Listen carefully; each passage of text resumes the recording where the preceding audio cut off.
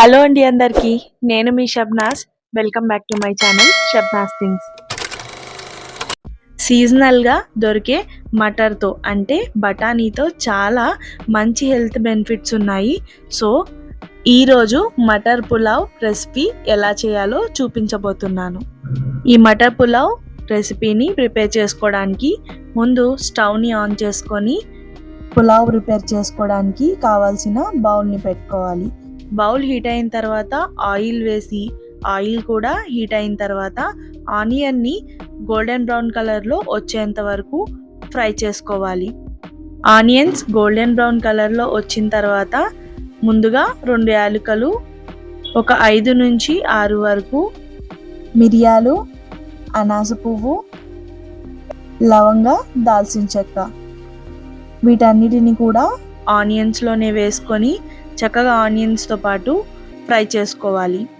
స్టవ్ని లో to medium ఫ్లేమ్లోనే పెట్టి ఒక అర నిమిషం పాటు ఈ ఆనియన్స్ అలానే లవంగ, దాల్చిన చెక్క వేసాం కదా గరం మసాలాలు, వాటిని కూడా రోస్ట్ చేసుకోవాలి. ఆ తర్వాత పచ్చిమిర్చి, టమాటో ముక్కల్ని వేసుకొని చక్కగా టమాటో ముక్కలు ఉడికిన తర్వాత ఒకసారి కలుపుకొని ఇందులో పుదీనా అలానే కొత్తిమీర కూడా వేసుకోవాలి. పుదీనా కొత్తిమీర కూడా వేసుకున్న తర్వాత పుదీనాలో ఉన్న పచ్చివాసన మొత్తం పోయేంత వరకు ఒక అర నిమిషం పాటు లో టు మీడియం ఫ్లేమ్లోని స్టవ్ని పెట్టుకొని కుక్ చేసుకోవాలి. ఆ తర్వాత అల్లం వెల్లుల్లి పేస్ట్ కూడా వేసుకొని అందులో ఉన్న పచ్చివాసన పోయేంత వరకు మరొక అర నిమిషం పాటు కుక్ అయిన తర్వాత సరిపడినంత సాల్ట్ వేసుకోవాలి.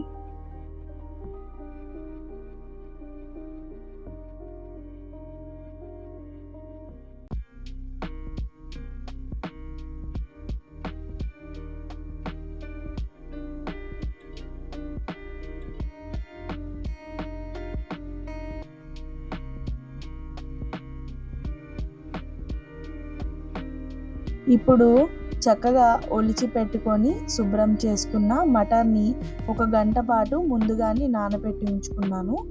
ఆ మటర్ని అంటే బఠానీలని వేసుకొని లో టు మీడియం ఫ్లేమ్లోనే పెట్టుకొని 3 నుంచి 4 నిమిషాల పాటు బఠానీలు మొత్తం ఉడికిపోయేంత వరకు కుక్ అవ్వనివ్వాలి.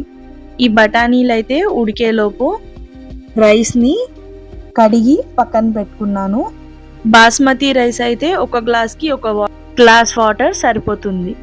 నార్మల్ సోనా రైస్ అయితే 1 గ్లాస్కి 1.5 గ్లాస్ వాటర్ అయితే పడుతుంది. 1:2 రేషియోలో వాటర్ తీసుకోవాలి.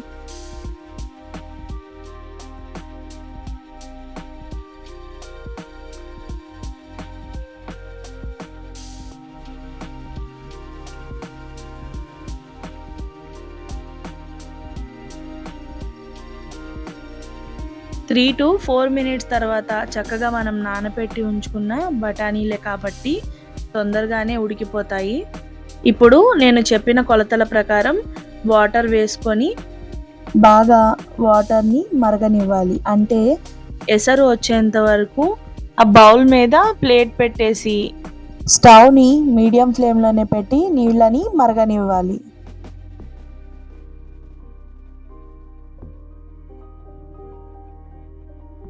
ఒక 6-7 నిమిషాల తర్వాత ప్లేట్ తీసి చూస్తే ఈ విధంగా నీళ్ళు అయితే మరుగుతూ ఉంటాయి. ఎసరికి వచ్చేసింది కాబట్టి ఇందులో మనం కడిగి నానబెట్టుకొని ఉంచుకున్న రైస్ని అయితే ఇందులో వేసేసేయాలి. రైస్ వేసిన తర్వాత స్టవ్ని లో ఫ్లేమ్లోనే పెట్టి లేట్ అయినా పర్వాలేదు లో ఫ్లేమ్లోనే పెట్టి కుక్ చేసుకోవాలి. ఒకసారి మొత్తం కలిపేసిన తర్వాత ప్లేట్ పెట్టేసి చక్కగా 8 నుంచి 12 నిమిషాల పాటు బాగా కుక్ అవ్వనివ్వాలి. మధ్యలో ఒకసారి ప్లేట్ తీసి చూసి కింద నుంచి పైకి రైస్ని గరిటెతో తిప్పి మరొకసారి ప్లేట్ పెట్టేసి స్టవ్ని లో ఫ్లేమ్లోనే పెట్టి కుక్ అవ్వనివ్వాలి. మరొక 3 నిమిషాల తర్వాత చెక్ చేసుకుంటే చక్కగా పులావ్ అయితే రెడీ అయిపోయి ఉంటుంది. తీసి ప్లేట్లోకి సర్వ్ చేసుకోవడమే. చూసారు కదా టేస్టీగా, సింపుల్గా అలానే హెల్దీగా మటర్ పులావ్ రెసిపీని ఎలా ప్రిపేర్ చేశాను. రెసిపీ అయితే నచ్చిందని అనుకుంటున్నాను. రెసిపీ నచ్చినట్లయితే కనుక వీడియోని లైక్ చేయడం అయితే మర్చిపోకండి. అలానే మన ఛానల్లో పోస్ట్ చేసిన మంచి మంచి కుకింగ్ వీడియోస్ లింక్స్ అయితే డిస్క్రిప్షన్ బాక్స్లో ప్రొవైడ్ చేస్తున్నాను. వెంటనే వెళ్ళి చెక్అవుట్ చేయండి.